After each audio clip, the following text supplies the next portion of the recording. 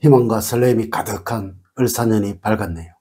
새해에는 여러분들 가정에 건강과 행복이 가득하길 기원을 하며 소망하는 모든 일이 잘 이루어지는 뜻깊은 한 해가 되기를 소망을 합니다. 1월에 63년 63세인 토끼띠가 조심을 해야 하는 것은 지나치게 상황을 낙관적으로 보거나 신중함이 지나치게 되어 기에 포착을 하는 타이밍에 문제를 일으킬 수 있으므로 일에 대한 완급 조절을 잘 하는 것이 필요합니다. 처음에 예상했던 상황에서 다른 방향으로 전개되는 경우가 있는데 순간적인 판단에 의해서 일을 처리해야지 고지식한 모습을 취하거나 현실에 안주하는 태도를 보이게 된다면 상황을 대처하지 못하고 좋은 기회를 놓치게 될 수가 있습니다. 항상 주변 사람들의 조언과 이야기에 귀를 열어두고 열린 생각을 가져야 경직된 사고에서 벗어나게 되어 소통 부재에서 오는 좌절감을 맛보지 않을 것이므로 주의를 기울여야 합니다.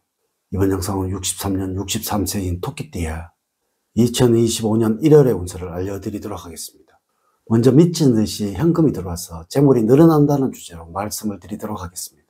우선 영상을 시청하시기 전에 좋아요, 구독, 알림을 부탁드립니다. 제가 이 영상을 제작하는데 큰 힘이 되는 것은 물론이고 다음번 운세들도 여러분들이 편안하게 받아보실 수가 있을 것입니다.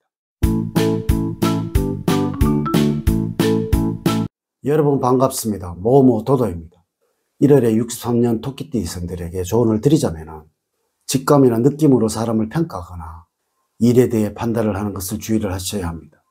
평소에 내가 가졌던 생각이거나 누군가에 대한 평가가 잘 맞았다고 해서 이것이 늘 맞는 것이 아니라는 것을 염두에 두어야 합니다. 또한 전체적인 균형에 맞춰서 옷 스타일이나 헤어 스타일을 변화시켜주는 것이 도움이 될 것이고 이것이 나의 기분을 상쾌하게 만들어주고 기력을 북돋아줍니다. 1월에 꼭 잡아야 할 것과 행운을 가져다 주는 것, 그리고 좋은과 재물운, 건강운, 직업운 순서로 알려드리도록 하겠습니다. 지금부터 시작해 보겠습니다. 1월에 여러분들이 꼭 잡아야 할 것은 자기 내면의 소리에 귀를 기울이면서 자기의 능력과 욕구에 대해 발견하는 것을 게을리하지 않는 것입니다. 다양한 분야보다는 본인 스스로 관심이 가는 분야에서 뛰어난 성과를 거둘 수 있으므로 시행착오를 줄이고 관심 있는 분야에 대한 선택과 집중할 수 있도록 고민할 필요가 있는 시기입니다. 이를 실천하기 위해서는 여러분들이 가지고 있는 생각과 추구하는 방향을 재점검할 필요가 있으며 종교적인 생활이나 명상 또는 여행을 떠나는 것이 도움이 됩니다. 특히 1월에는 무게중심이 안으로 수렴하는 운기가 강한 시기로서 생각 없이 이런저런 일들을 벌인 후 수습하지 못하고 후회하게 된다면 자아에 대한 성찰은 더욱 힘들어지게 될 것입니다. 1월에 63년 토끼띠 이성들에게 행운을 가져다 주는 것은 서두르거나 초조해하지 않는 자세로서 특유의 차분함을 견지를 하는 것입니다.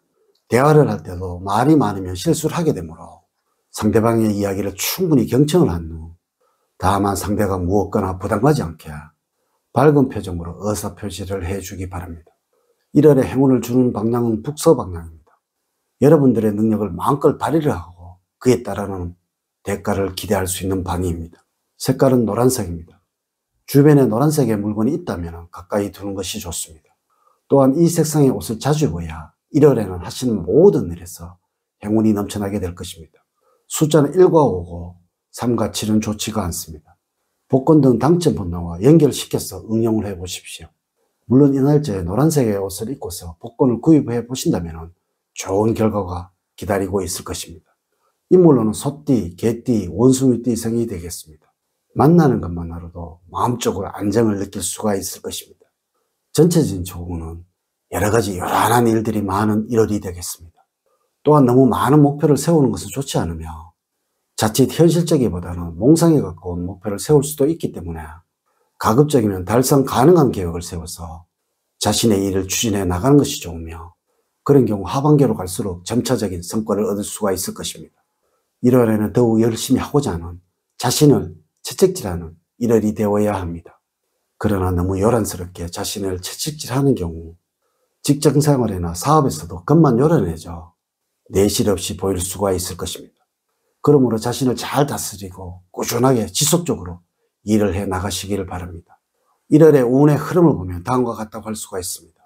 8일부터 10일 사이에는 주변에서 유난히 따지기를 좋아하고 투덜대는 사람이 있습니다. 아예 무시할 수 없는 위치의 사람이니 피곤하기만 할 것입니다. 이럴 때는 조금만 참고 기다리세요. 11일부터 20일 사이에는 피곤하고 졸음에 시달립니다. 건강에 이상이 있어서 일의 효율이 떨어지게 될 것입니다. 이는 감기나 독감에 주의를 하셔야 한다는 의미입니다. 그러므로 일단 휴식을 취하는 것이 우선입니다.